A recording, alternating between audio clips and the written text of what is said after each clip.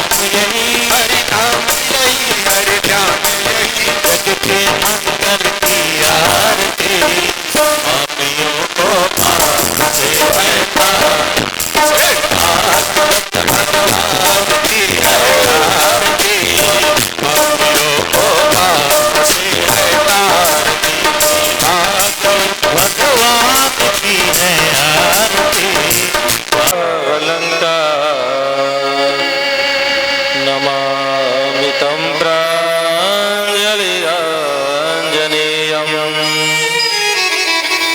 नारायणं नमस्कृत्य नरं चैव नरोत्तमं, नारायणं नमस्कृत्य नरं चैव नरोत्तमं, सरस्वती प्रणम्यादो सिद्धये, देवीं सरस्वतीं व्यासो ततो जयमुदीरये, ध्येयं सदा परिभवाग्नमभीष्टदोहम्,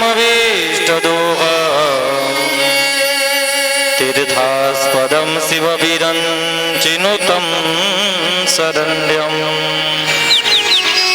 धृत्यार्तिहं प्रणतपालभवाधिपोतं,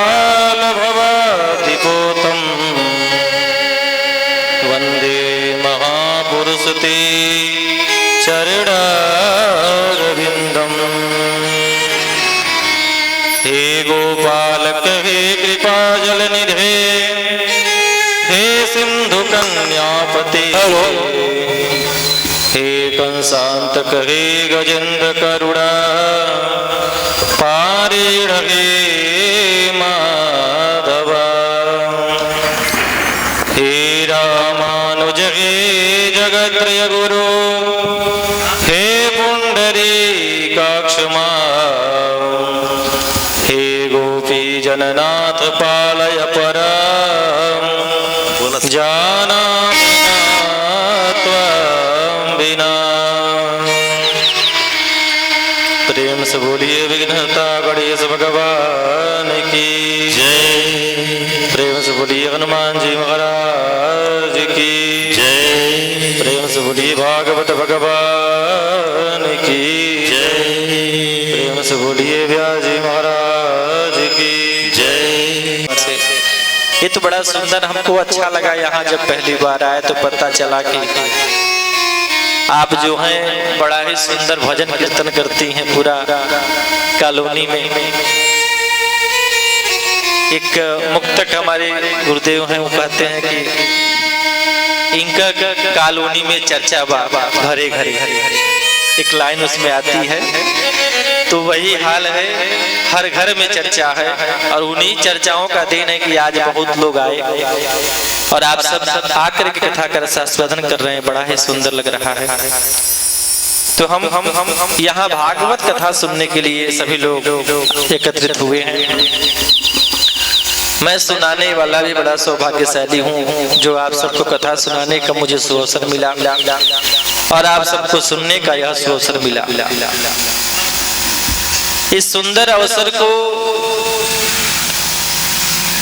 बड़ा ही सुंदर तरीके से अपने जीवन में उतारने के लिए समय देना पड़ेगा, कथा को सुनना पड़ेगा, मन को एकाग्र करना पड़ेगा।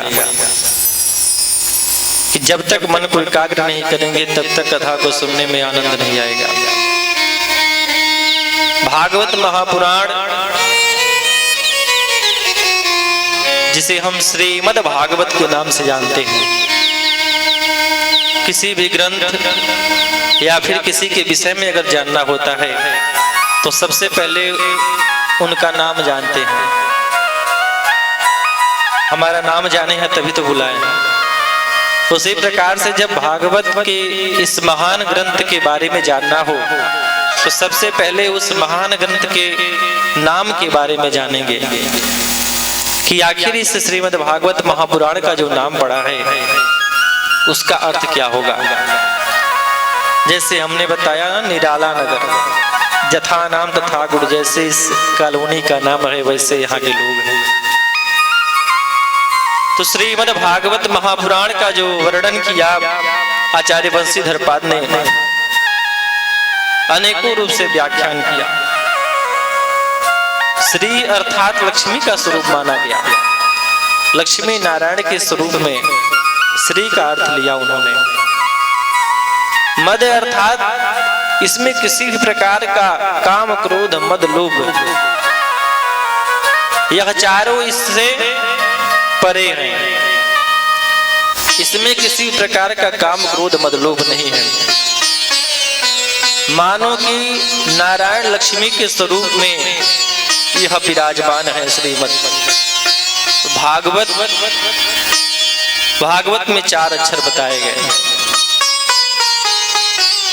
भा, ग, व और त। भागवत के इन 4 अक्षरों को वर्णित करते हुए बताते हैं पूज्य व्यास जी महाराज। श्रीमद् भागवत महापुराण के रचयिता भगवान वेद व्यास जी महाराज हैं, जिनका आशीष पाकर के गणेश जी महाराज के द्वारा इसका रचना हुआ। भगवतः इदं स्वरूपम, भगवतः इदं स्वरूपम तद भागवतम।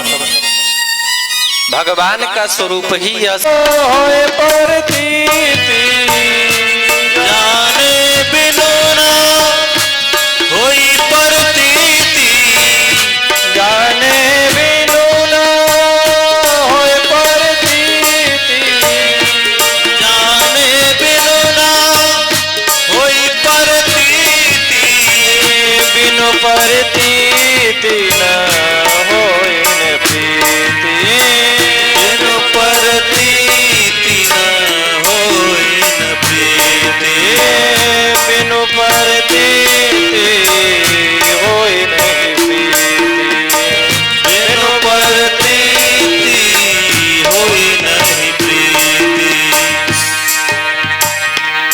जाने बिनु न होई प्रतीति, अबिनु प्रतीति होई नहीं प्रीति।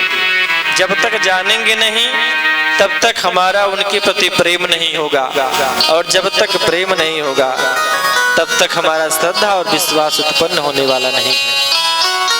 तो सबसे पहले प्रेम का होना बड़ा ही आवश्यक है। प्रेम का होना, विश्वास का होना बड़ा ही आवश्यक है। देखिए आज कथा का प्रथम दिवस है, तो आदि और अंत में थोड़ी थोड़ी परेशानी तो अवश्य होती है, तो सबको इसका तो लाभ लेना पड़ेगा ना। कहते हैं कि इस महात्मा में 6 अध्याय बताए गए, जिसमें प्रारंभ के 3 अध्यायों में भक्ति, ज्ञान और वैराग्य, इन तीनों का वर्णन बताया गया, और 2 अध्यायों में पतित धुंधकारी का वर्णन बताया गया, और अंतिम के 1 अध्यायों में इस कथा को सुनने की विधि बताई गई। सच्चिदानंद रूपाय विश्वोत्पत्त्यादि हेतवे तापत्रय विनाशाय श्री कृष्णाय वयं नमः।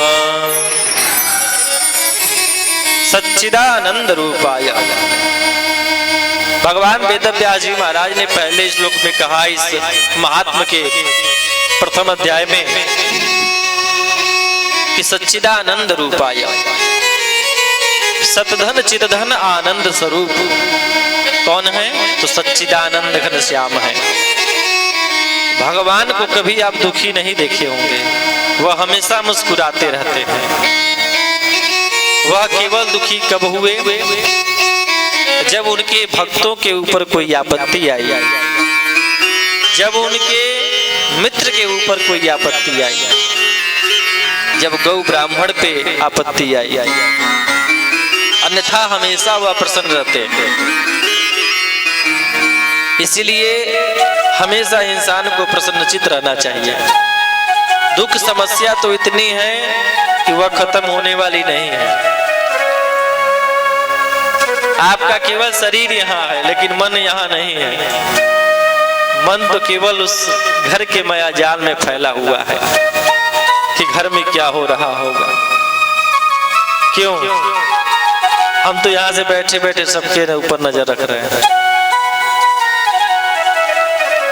तो कहते हैं कि सच्चिदानंद रूप यानी कि सतधन चितधन आनंद स्वरूप जो सत स्वरूप में भी विराजमान है, चित स्वरूप वासुदेवा नाथ नारायण वासुदेवा हे नाथ नारायण वासुदेवा हे नाथ नारायण वासुदेवा श्री कृष्ण गोविंद हरे मुरारी हे नाथ नारायण वासुदेवा श्री कृष्ण गोविंद हरे मुरारी हे नाथ नारायण वासुदेवा हे नाथ नारायण वासुदेवा। कहते हैं कि विश्वोत्पत्त्यादि हेतवे जो विश्व की उत्पत्ति और पालन और संहारक है, हमारा जो यह जीवन है देने वाले कौन है? भगवान है। और हमारा पालन कौन करते हैं? हेलो, वो भी भगवान ही करते हैं। बच्चा जब तक गर्भ में रहता है तब तक सोचता है कि अब इस महान गंदगी के महान जाल से कैसे मैं बाहर निकलूं। बार बार भगवान से यही प्रार्थना करता है कि हे प्रभु हमें जल्द से जल्द यहाँ से बाहर करो, क्योंकि मैं यहाँ अब रह नहीं पाऊंगा। और यहाँ से जब आप हमें बाहर कर दोगे तो मैं केवल आप ही की प्रार्थना अर्चन वंदना करूंगा। जब किसी की कोई जान बचाता है तो वह व्यक्ति सोचता है जो मरने वाला होता है कि अरे तुम आज मेरी जान बचा दोगे तो मैं तुम्हारा यह जो उपकार है कभी भूल नहीं पाऊंगा। लेकिन यहाँ तो बचाने के बाद यह होता है कि पर उपकार वचन मकाया, बचाने के बाद कहाँ कोई याद करता है। प्रेम से बोलिए राधे राधे। अच्छा, आप हमारे तरफ देखेंगे तो क्या हो जाएगा? नजर लगा देंगे आपको। कहते हैं कि पर उपकार वचन ममकाया, उपकार करने के बाद भी कभी कभी होता है वह हमारा उपकार नहीं समझता व्यक्ति। वैसे ही भगवान कहते हैं कि बेटा चलो मैं निकाल दूंगा तुमको इस जाल से, लेकिन तुम क्या मेरी पूजा अर्चना करोगे? कहता है कि ठीक है करूंगा, पहले निकालो तो सही। लेकिन जैसे ही वह बालक बाहर आता है सोचता है कि अंदर था तो मैं सोच रहा था कि इन्हीं के पूजा अर्चन में मैं बिजी रहूंगा। ऑपरेटर बाबू केवल शांत रहा बाबू, जितना चलता उतना चलेता। प्रेम से बोलिए राधे राधे। सोचता है कि मैंने तो कहा था कि मैं जैसे भी तैसे भी रहूंगा, आपकी ही पूजा अर्चना करूंगा, लेकिन अब तो आपने मुझे बाहर करके एक माया जाल में बांध दिया। इसीलिए जब बच्चा रोता है तो पूछता है कहाँ कहाँ कहाँ। हे प्रभु आपने अब कहाँ भेज दिया मुझे? अब तो यहाँ हमारे चाचा पापा नाना नानी मामा मामी दादा दादी सब लोग हैं। अब किससे मैं छुटकारा पाकर के आपके चरणों में आऊंगा? हेलो, यही वह विचार करता है बालक। बस सही करिए बाबू बाबू, नहीं तो आज ही पहला दिन गला ले लेंगे तब तो हो गया कल्याण। प्रेम जोड़िए राधे राधे। तो काल रूपी सर्प का हम सभी ग्रास बने हुए हैं। कब वह हमें खा जाएगा कोई नहीं जानता। इसलिए हम सभी को इसका उपाय करना चाहिए। काल व्याल मुख ग्रास त्रास निर्णास हेतवे श्रीमद् भागवतम शास्त्रम कलोकीरेण भाषितम्। जब सौनक जी महाराज ने कहा तो सूत जी ने कहा, यह जो कलिकाल के जितने प्राणी हैं काल रूपी सर्प का ग्रास बने हुए हैं, कब जीवन चला जाएगा कोई नहीं जानता। कोई 10 वर्ष का बालक चला जा रहा है, कोई 20 वर्ष का चला जा रहा है, बिना समय के चले जा रहे हैं। तो हम सभी काल रूपी उस सर्प का ग्रास बने हुए हैं, कब हमारा जीवन चला जाएगा कोई नहीं जानता। तो इस कलिकाल के उस काल रूपी सर्प के ग्रास से बचने के लिए हमें करना क्या चाहिए? तो भगवान की कथाओं का रसास्वादन करना चाहिए। तब जाकर के सूत जी महाराज ने सौनक जी को कथा सुनाना प्रारंभ किया। उन्होंने कहा कि जो जन्म जन्मांतर के पुण्य उदय होते हैं, तब जाकर के हमें भागवत सुनने का अवसर प्राप्त होता है। जन्मांतरे भवेत् पुण्यम तदा भागवतम लभेत्। भागवत कथा सुनाना उन्होंने प्रारंभ किया। कौन? सूत जी महाराज ने। किसको? सौनक जी को। जितने प्रेम से सुनाएंगे उतने पूछेंगे कल। सूत जी महाराज ने जब सौनक जी को कथा सुनाना प्रारंभ किया, उन्होंने कहा, जिस समय सुखदेव जी राजा परीक्षित को यह कथा सुना रहे थे, उस समय देवता अमृत का कलश लेकर के आए। किस लिए? हे सुखदेव जी महाराज, जो आप यह राजा परीक्षित को कथा सुना रहे हैं, यह कथा आप हमें सुनाइए और यह अमृत का कलश यह परीक्षित को दे दीजिए। क्यों? क्योंकि परीक्षित को श्राप लगा हुआ था कि आज से 7वें दिन तक्षक के डसने से तुम्हारी मृत्यु हो जाएगी। इसलिए सुखदेव जी महाराज ने राजा परीक्षित को कथा सुनाना प्रारंभ किया था। उसी समय देवता अमृत का कलश जब लेकर के आए कि हे सुखदेव जी महाराज, यह राजा परीक्षित को अमृत का कलश पिला दीजिए और हमें कथा अमृत पान कराइए। तब जाकर के सुखदेव जी महाराज ने जब देवताओं की इस अभिलाषा को देखा तो हंसने लगे, कहने लगे कि मैं तो पहले से ही जानता था कि आप सभी देवता बड़े ही स्वार्थी हैं। अपना काम रहता है तो चले आते हैं भागे दौड़े। कहने लगे कि आप लोगों को जब लगा कि अब सभी देवता हार जाएंगे, तब दधीचि ऋषि के पास चले गए। उनकी अस्थियों को मांग लिए अस्त्र बनाने के लिए। वृत्तासुर से युद्ध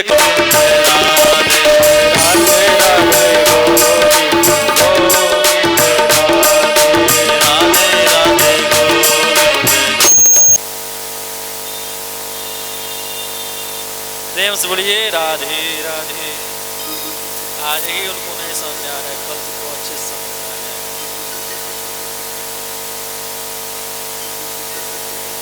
और यहाँ जब ब्रह्मा आदि देवताओं ने देखा, सत्यलोक में तराजू बांध दिया। उन्हें पता चल गया कि भागवत रूपी जो महान ग्रंथ है,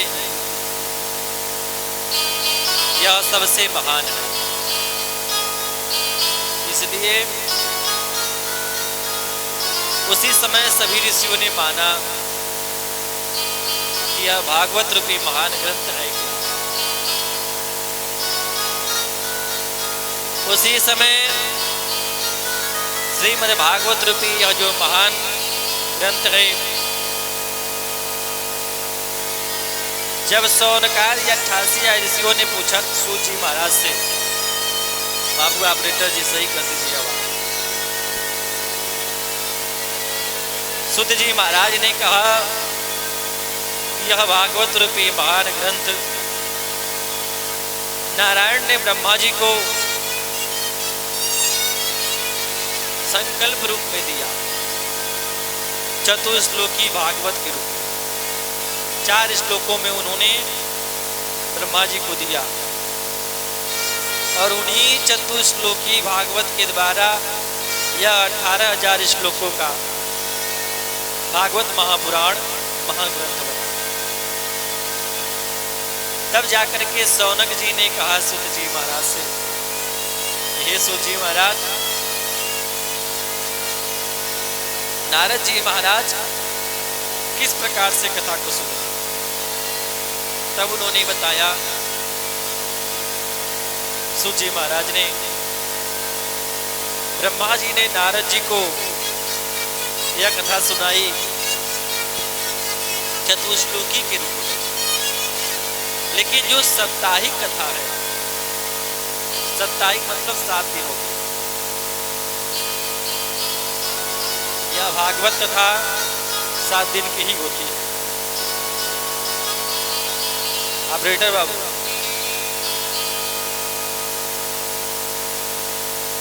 इसलिए इस कथा को 7 दिन ही सुनना चाहिए। तब जाकर के सूत जी महाराज कहते हैं कि साप्ताहिक की कथा उन्होंने नारद जी महाराज ने किस प्रकार सुनी और कैसे सुनी वह बताते हैं। एक बार विशालापुरी बद्रिका आश्रम में सत्संग के लिए जब नारद जी महाराज वहां से गुजरे, उस बद्रिका आश्रम में सनक, सनंदन, सनातन और सनत कुमार, ध्यान सुनिएगा, इतनी तेज आवाज हमारी है, उतनी तेज आवाज साउंड हटा देंगे तो भी उतना तेज बोल देंगे। तो सनक, सनंदन, सनातन और सनत कुमार, चारों भैया कहाँ थे? बद्रिका आश्रम। वहां बद्रिका आश्रम में जब नारद जी महाराज पहुंचे तो नारद जी को देख करके सनत, सनंदन, सनातन, सनत कुमार ने कहा, कथम ब्रह्म नदीन मुख कुत। वहां एक स्त्री थी जो अपने गोद में 2 वृद्ध को लेकर के रो रही थी। वृद्ध अवस्था को प्राप्त हुए 2 युवकों को लेकर के रो रही थी और चारों तरफ से जो महिलाएं थी उन्हें पंखा कर रही थी। किसे पंखा कर रही थी? उस युवती को। जब सुनता तो हम दवाई दे दें। प्रेम से बोलिए राधे राधे। जो सोवत है वो खोवत है, जो जागत है सो पावत है। जब सुतेंगे तो सोए रह जाते, और जब जगेंगे तब जगाएंगे लोगों को। कहते हैं नारद जी महाराज कि वहां मैंने जब यह दृश्य देखा, यमुना के किनारे विचार करने लगा कि आखिर यह युवती रो क्यों रही है और इसके गोद में यह वृद्ध अवस्था में कौन है। जब वहां से गुजरने लगे, बाबू ये साउंड क्यों ऐसे हो रहा है आवाज? तब जाकर के नारद जी महाराज जब जाने लगे तो सोचने लगे कि अगर इन महिलाओं के बीच में अगर मैं जाऊंगा तो पता चलेगा कि मुझे ही मार पड़ जाएगा, मुझे ही मार पड़ जाएगा। बटक सुन, देखें ना बटक सुन, इसको कहते हैं बटक सुन।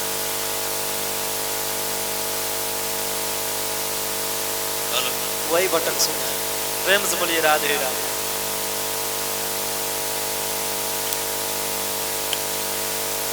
नारद जी महाराज ने कहा सनकादि मुनीश्वरों से, जब मैंने उस युवती को देखा तो विचार करने लगा कि आखिर मैं क्या करूं। जब जाने लगे वहां से, तो जब वह युवती ने देखा तो बुलाने लगी। वह युवती कौन थी? भक्ति महाराज। और उनके जो गोद में थे वह कौन थे? उनके बालक थे, ज्ञान और वैराग्य, जो दोनों वृद्ध अवस्था को प्राप्त हुए थे। और उनकी जो माता थी वह युवा अवस्था में थी। माता जी युवा अवस्था में हैं, उनके बालक वृद्ध हो गए हैं, बुढ़े और इस दृश्य को देख करके भक्ति महारानी रो रही है और चारों तरफ से गंगा आदि नदियां उनको पंखा कर रही थी।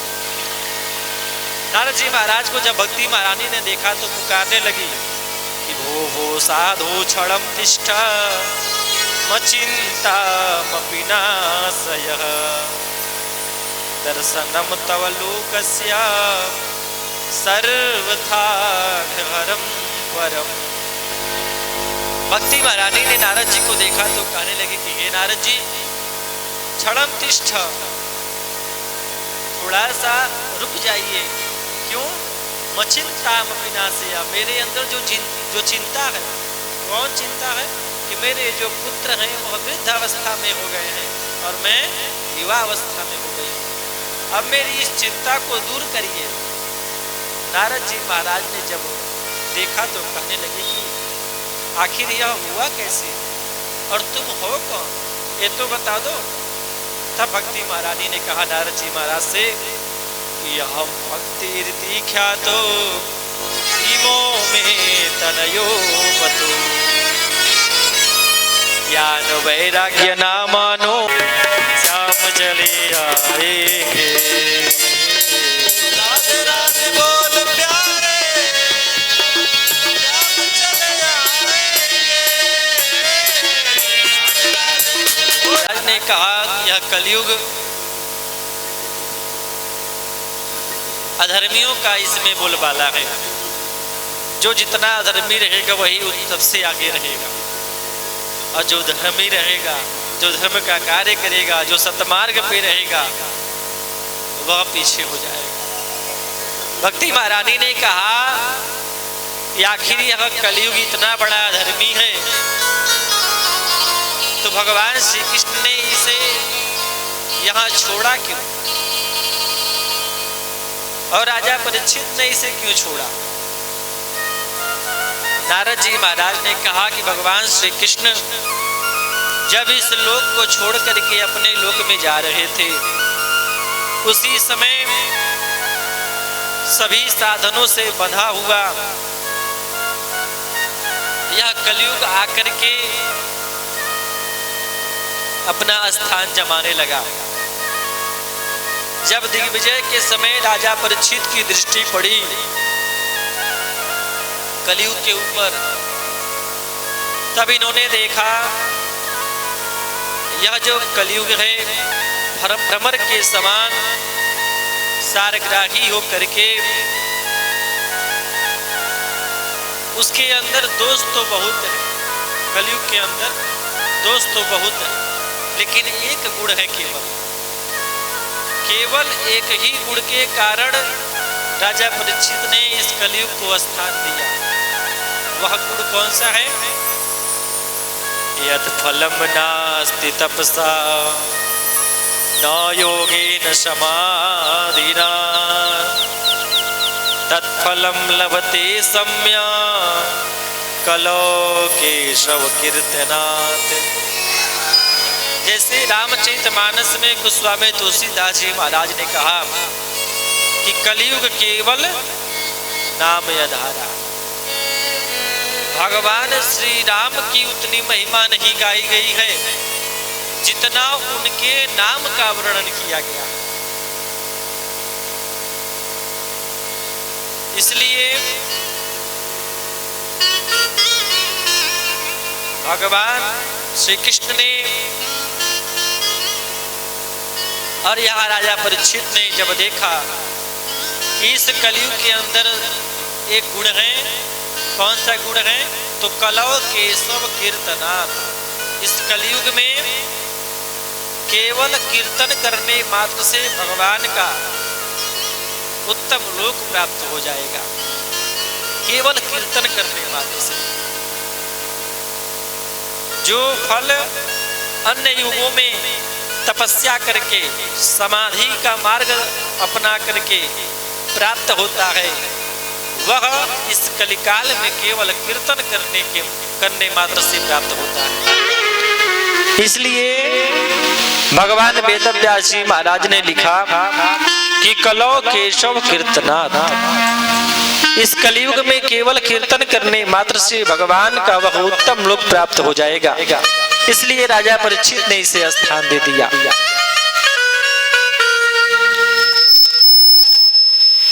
अब यह जब बात नारद जी महाराज ने भक्ति महारानी को बताया, भक्ति महारानी ने कहा कि हे नारद जी महाराज, मैं आपकी महिमा को बहुत सुनी हूँ, इसलिए मैं तप बल राजे प्रपंच विधाता, तप बल राजे पंच विधाता, तप बल विश्व सकल जगत्राता, तप बल विश्व सकल जगत्राता, तप बल रुद्र करे संहारा, तप बल रुद्र करे संहारा, तप बल शेष महेंद्र हरिवारा, तप बल शेष हरे मणिमारा, तप बल रचे प्रपंच विधाता, तप बल विश्व सकल जगत्राता, तप बल रुद्र करे संहारा, तप बल शेष धरे महिपारा। तपस्या करने से ही सब कुछ संभव है, इसलिए नारद जी महाराज ने तपस्या करने का अब निर्णय कर लिया। और वही तपस्या करने के लिए जब वह बद्रिका आश्रम में आए तो वहां कौन मिले थे? देखिए बाबा जी बता दिए, वही चारों भैया, सनक सनंदन सनातन सनत कुमार। जो ध्यान से सुनेगा वही न बताएगा। परीक्षा में पास तो सब लोग नहीं होते हैं, क्लास में सभी बच्चे बैठे होते हैं, पढ़ाते सभी को टीचर। तो बद्रिका आश्रम में वही पहुंचे तपस्या करने के लिए नारद जी महाराज, और वहीं बद्रिका आश्रम में चारों भैया उन्हें मिले।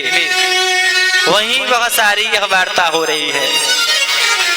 जब सनक सनंदन सनातन सनत कुमार चारों भैया जब यह बात सुने तो उन्होंने नारद जी महाराज से कहा कि हे नारद जी, अब प्रसन्न हो जाइए, अब हम बताएंगे कि सत्कर्म है क्या। नारद जी ने कहा कौन सा सत्कर्म है? और सनक सनंदन सनातन सनत कुमार कितने वर्ष के हैं? 5 वर्ष के। चारों भैया केवल 5 वर्ष के, लेकिन ज्ञानियों में महाज्ञानी है, पूर्वजों के महापूर्वज हैं। उन्हें भगवान के द्वारा आशीर्वाद मिला हुआ है कि वह कभी उससे ज्यादा बड़े नहीं होंगे। सनक सनंदन सनातन सनत कुमार चारों भैया ने कहा कि अब आप अपनी इस चिंता को छोड़ दीजिए, सत्कर्म क्या है अब हम बताएंगे।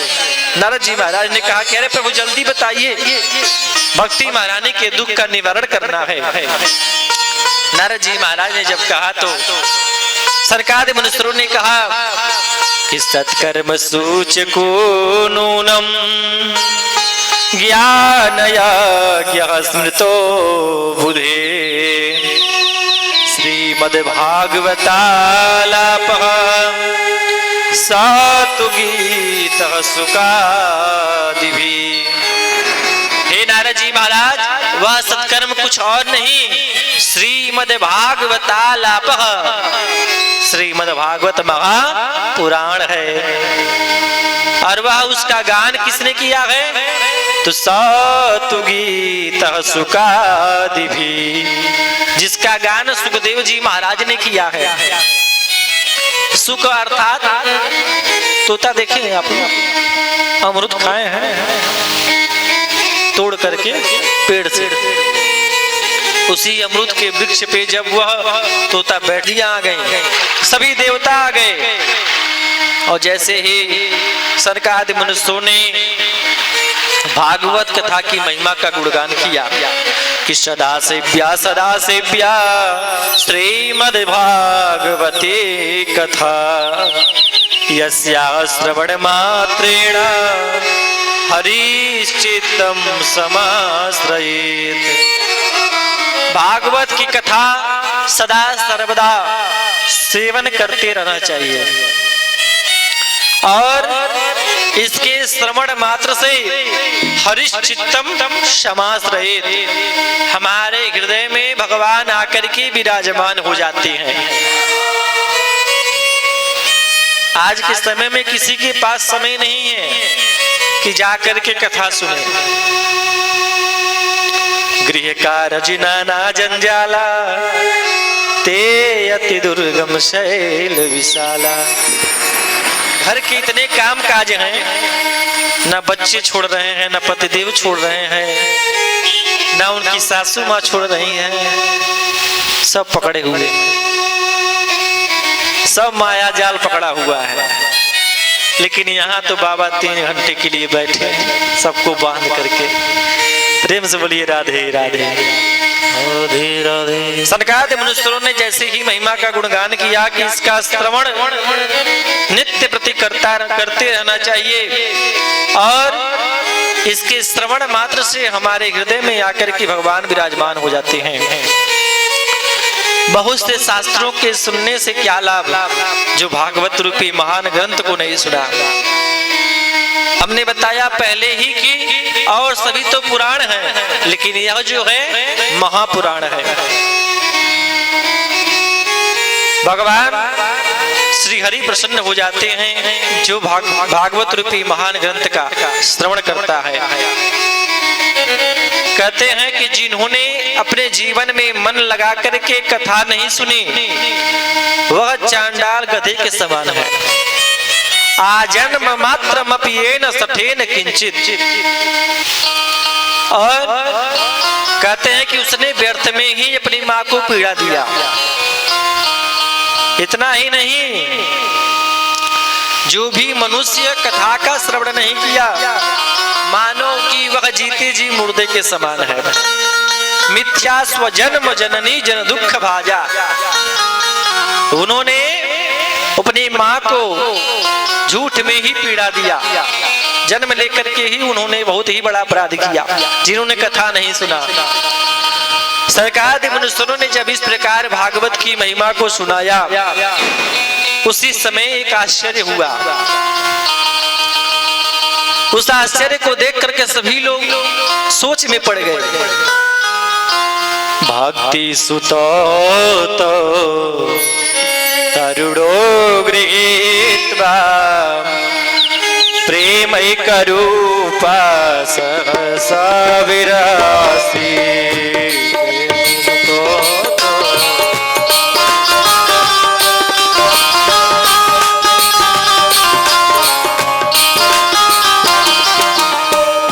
भक्ति सुतो तरुणो गृहीत्वा भक्ति सुतो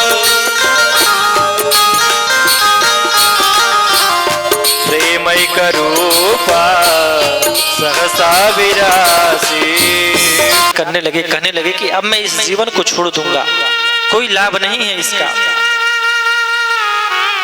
वन में जाकर के जब रोने लगे, बिलख बिलख करके, उसी समय के सन्यासी बाबा को उन्होंने देखा। सन्यासी बाबा को देखा तो विचार करने लगे कि यह हमारे मनोरथ को अवश्य पूर्ण करेंगे। और सन्यासी बाबा ने जब उनको देखा तो विचार करने लगे कि आखिर यह रो क्यों रहे हैं, क्या बात है। पास में गए, आत्मदेव जी महाराज ने जब देखा तो उनके पैरों को पकड़ करके रोने लगे। कहने लगे कि हे सन्यासी बाबा, मैं आपको बारंबार प्रणाम करता हूँ, आप मेरे मनोरथ को पूर्ण कर दीजिए, मैं बस यही चाहता हूँ। सन्यासी बाबा ने आत्मदेव जी महाराज से पूछा क्या बात है। उन्होंने सारा वृत्तांत सुनाया कि मैं जो वृक्ष लगाया हूँ वह फल देते ही नहीं है, मेरे वहां गाय है वह बाज हो गई है और मेरी वहां कोई संतान नहीं हुई आज तक। उसी समय सन्यासी बाबा ने जब देखा आत्मदेव जी महाराज के मस्तक को, कहने लगे कि आपके तो मस्तक की रेखाएं बता रही हैं कि आपके कोई संतान होने वाले नहीं हैं। इस जन्म में नहीं, अगले जन्म में नहीं, 7 जन्म आपके कोई संतान होने वाले नहीं है। सत्य जन्मावधि तव पुत्रो नहीं बचन 7 जन्मों तक आपके पुत्र होने वाले नहीं हैं। अब तो आत्मदेव जी महाराज और फुट फुट के रोने लगे।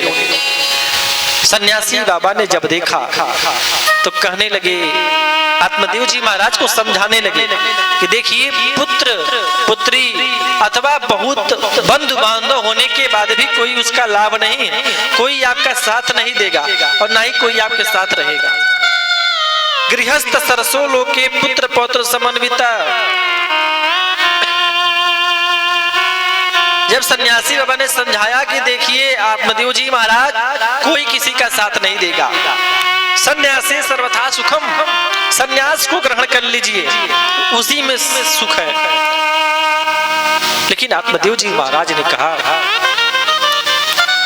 पुत्र के न रहने से कितनी पीड़ा होती है वह आप क्या जानेंगे। गृहस्थ आश्रम में जाने के बाद तो उसका अर्थ यही होता है कि पुत्र पौत्र समन्वित, पुत्र और पौत्र से समन्वित हो। लेकिन आप तो यहाँ कह रहे हैं कि सन्यास से सर्वथा सुखम। अगर आप हमें कुछ दे नहीं सकते तो ऐसे वचन मत बोलिए जिसके द्वारा हमें और पीड़ा हो। आत्मदेव जी महाराज रोते रोते कहने लगे कि अब मैं अपने प्राणों को आपके चरणों में ही त्याग दूंगा, अब मैं अपने घर नहीं जाऊंगा। अगर देना है तो मुझे आशीर्वाद दीजिए कि मेरे भी पुत्र हों, अन्यथा मैं आपके ही चरणों में अपने इस प्राणों को त्याग दूंगा। उसी समय सन्यासी बाबा कहने लगे कि दया बिनु संत कसाई, और दया करी तो आफत आ गई। मैंने तो अभी तक दया नहीं किया था तो मैं कसाई बन गया, और दया कर दूंगा तो मेरे ऊपर आफत आ जाएगी। क्यों? क्योंकि आपके मस्तक की जो रेखाएं हैं बता रही हैं कि 7 जन्मों तक पुत्र नहीं होने वाले। लेकिन आज जब आत्मदेव जी महाराज ने फुट फुट कर रोते हुए उनके चरणों में अपने सिर को पटकने लगे, सन्यासी बाबा देखने लगे तो कहने लगे कि अब धीरे धीरे जब दोनों बड़े हुए तो गौकर्ण पंडितो ज्ञानी धुंधकारी महाखल। गौकर्ण जी महाराज बहुत बड़े ज्ञानी हुए और धुंधकारी बहुत ही बड़ा खल हुआ, दुष्ट हो गया, अत्याचारी हो गया, मदिरा का पान करने लगा, मांस भक्षण करने लगा, मारने लगा, चोरी करने लगा, डकैती करने लगा। जब एक दिन धुंधकारी अपने पिता आत्मदेव जी को जब मारने के लिए पहुंचा, आत्मदेव जी महाराज ने विचार किया कि मैंने इस पुत्र के लिए इतना त्याग किया और आज यही पुत्र मुझे मारने आ रहा है। रोने लगे। उस समय गौकर्ण जी महाराज ने आकर के अपने पिताजी से कहा कि हे पिताश्री, कोई किसी का है नहीं, आपको लगता है कि वह पुत्र आपका है, वह भी आपका साथ नहीं देने वाला, और सुखी की बात करते हैं तो कोई इस जमाने में सुखी नहीं है। न चंद्रस्य सुखम किंचे न सुखम चक्रवर्तिनः सुखमस्ति विरक्तस्य मुनरेकांत जीवनः। हे पिताश्री, कोई सुखी नहीं है, यहाँ तक कि राजा महाराजा सभी दुखी हैं, साथी है और मित्र है, केवल गंगा जल बिंदु तक। अर्धांगिनी भी साथ निभाएगी, तेरी पेशी न होगी, जमानत भी नहीं होगी, ना ही पेशी होगी। मन रे मुसाफिर तुझे जाना पड़ेगा, इस काया कुटी को खाली करना पड़ेगा। यह जो सुंदर शरीर बना करके घूम रहे हैं, यह एक दिन बदसूरत बन जाएगा। जितना सुंदर आप साबुन लगाते हैं, शैम्पू लगाते हैं अपने शरीर को धुलने के लिए, उतने ही सुंदर भजनों के द्वारा, उतने ही सुंदर कथाओं के द्वारा अपने मन को जब धुला जाएगा तो कितना सुंदर हो जाएगा। प्रेम से बोलिए राधे राधे राधे। इसीलिए भगवान की कथाओं का गुणगान करते रहना चाहिए। जब आत्मदेव जी महाराज को गौकर्ण जी महाराज ने समझाया कि कोई सुखी नहीं है, उस समय आत्मदेव जी महाराज वन के तरफ गए और भगवान का भजन करके भगवान को प्राप्त कर लिए। प्रेम से बोलिए बाल कृष्ण लाल की जय। पिताजी के वन चले जाने के बाद धुंधकारी और बड़ा अत्याचारी हो गया, अपनी माँ को मारने लगा, कहने लगा कि हे माँ, जो तुम्हारे पास धन दौलत है वह सब दे दो, नहीं तो मैं तुम्हें मार डालूंगा। मदिरा का पान करने लगा, धीरे धीरे उसकी वैश्यावृत्ति हो गई। कहने लगा जो बर्तन है वह सब दे दो, बर्तन भी बेच दिया। कहने लगा जो तुम रखी हो चुरा करके वो भी दे दो। गौकर्ण जी महाराज ने जब देखा तो सोचा कि अब मैं यहाँ रह नहीं पाऊंगा, चल दिए वह तीर्थ यात्रा पे। यहाँ माता जी ने जब देखा अपने पुत्र को इस प्रकार करते हुए, धुंधकारी को विचार करने लगी कि मैं क्या करूं। धुंधकारी आया और कहने लगा कि अगर तुमने मुझे धन नहीं दिया तो मैं इस जलती हुई लकड़ी से मार मार के तुम्हारा प्राणायाम कर दूंगा। जब धुंधली ने देखा तो कहने लगी मैं पुत्र के लिए इतना परेशान थी और आज यही पुत्र मुझे मारने के लिए तैयार हो गया। घर में ही कुआं था, उसी कुएं में वह कूद करके अपने प्राणों को त्याग दिया धुंधली ने। और उसके मुख से यह आह निकली कि जा बेटा, तू जिस जलती हुई लकड़ी से मुझे मारना चाहता था उसी की जलती हुई लकड़ी से तुम्हारा एक दिन प्राणायाम होगा। जब माँ भी मर गई, पिता भी चले गए, तो भाई भी जब चले गए गौकर्ण जी महाराज तीर्थस्थल में घूमने के लिए, तो अब यहाँ धुंधकारी अकेला हो गया, किसी प्रकार का कोई भय ही नहीं रहा। उसी समय वह चार वैश्याओं को ले आकर के अपने घर में बिठा लिया और वह जो कहती थी वही करता था। चोरी करने लगा, डकैती करने लगा। राजा के वहां जब जाकर के चोरी किया तो सभी वैश्याओं ने सोचा आज तो यह चोरी करके लेकर चला आया है, अगर कल को यह बात अगर राजा को पता चल गई तो राजा तो हमें भी मार डालेगा, इसे भी मार डालेगा। इससे अच्छा है कि हम ही इसे मार डालें और यह सारा का सारा धन लेकर के 9 2 11 हो जाएगा। वैश्याओं ने अथक प्रयास किया उसे मारने का, लेकिन जल्दी मारा नहीं। अब दोनों पैर दोनों हाथ बांध दिए और बांध करके उसके ग्रंथ जो कृष्ण लोक को अर्थात वैकुंठ को प्रदान कराने वाली है, गौकर्ण जी महाराज को प्रणाम करते हुए कहने लगा धुंधकारी कि मैं आपको बारंबार प्रणाम करता हूँ। जैसे अग्नि गीली सूखी सभी लकड़ियों को जला देती है, उसी प्रकार यह भागवत रूपी महान ग्रंथ जो है, जो घोर पाप किए हों, भोग कुकर्मी हों, उन्हें भी सतमार्ग दिखाते हुए उनका भी मुक्ति कर देती है यह भागवत रूपी महान ग्रंथ।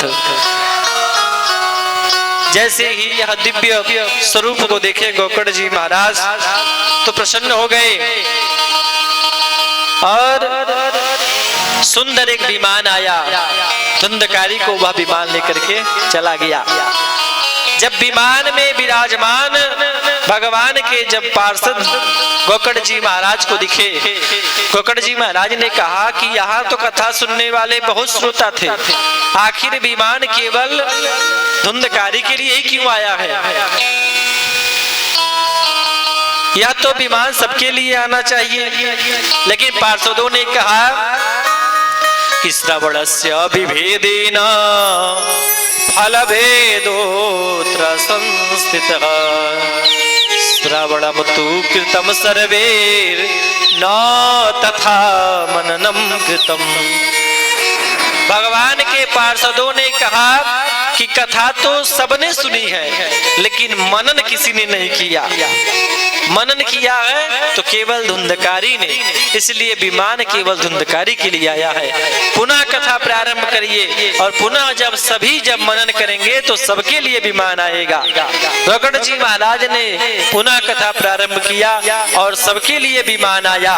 जिस प्रकार से भगवान श्री राम त्रेता युग में समस्त अयोध्यावासी भगवान श्री राम के साथ साकेत धाम को चले गए, उसी प्रकार गौकर्ण जी महाराज के साथ वह सभी श्रोतागण अपने अपने विमान में चढ़ के साक्षात भगवान नारायण भी आ गए विमान को लेकर के गौकर्ण जी के लिए, और उसी में विराजमान होकर के सभी लोग गोलोक धाम को गए। प्रेम से बोलिए भक्त वत्सल भगवान की जय। श्री कृष्ण गोविंद हरे मुरारी, श्री कृष्ण गोविंद हरे मुरारी, हे नाथ नारायण वासुदेवा, हे नाथ नारायण वासुदेवा, श्री कृष्ण गोविंद हरे मुरारी, गोविंद हरे मुरारी, हे नाथ नारायण वासुदेवा,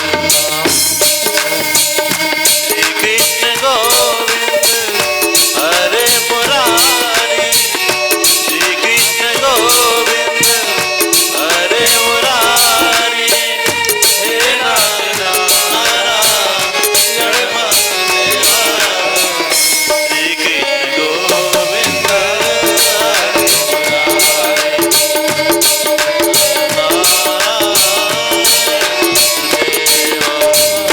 गोविंद मेरी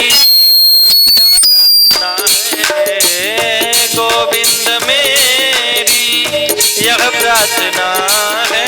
प्रेम से बोलिए व्यास जी महाराज की।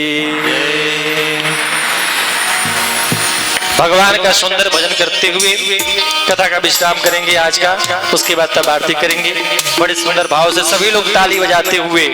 देखिए, जब तक कथा में ताली नहीं होगी तब तक जो है कि कथा में आनंद नहीं आएगा, और कल से थोड़ा और आनंद आएगा जब समय से सब कुछ सही होगा। तो हो बाके बिहारी रे, दूर करो दुख मेरा, बाके बिहारी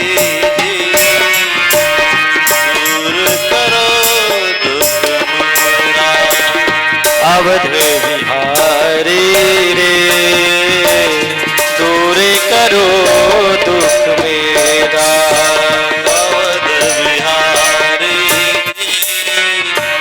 दूर करो दुख मेरा, दूर करो दुख मेरा,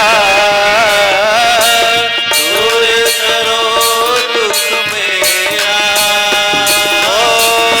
दूर करो दुख मेरा, दूर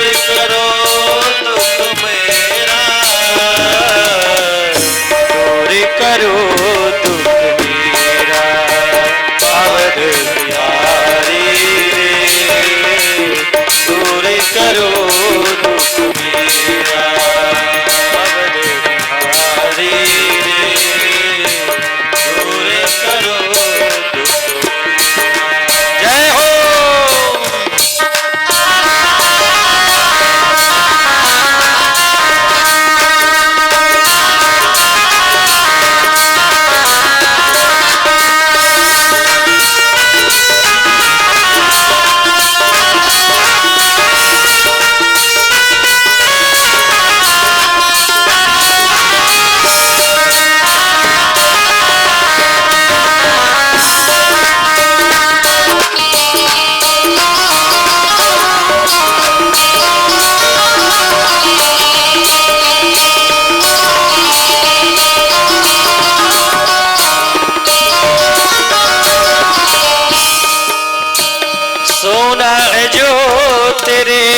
दर पे आवे, सुना है जो तेरे दर पे आवे, उसके सब दुखड़े मिट जावे, उसके सब दुखड़े मिट जावे। अब आया शरण तुम्हारी रे, अब आया शरण तुम्हारी रे, दूर करो दुख मेरा भागीदारी रे, दूर करो दुख मेरा अवध बिहारी रे, दूर करो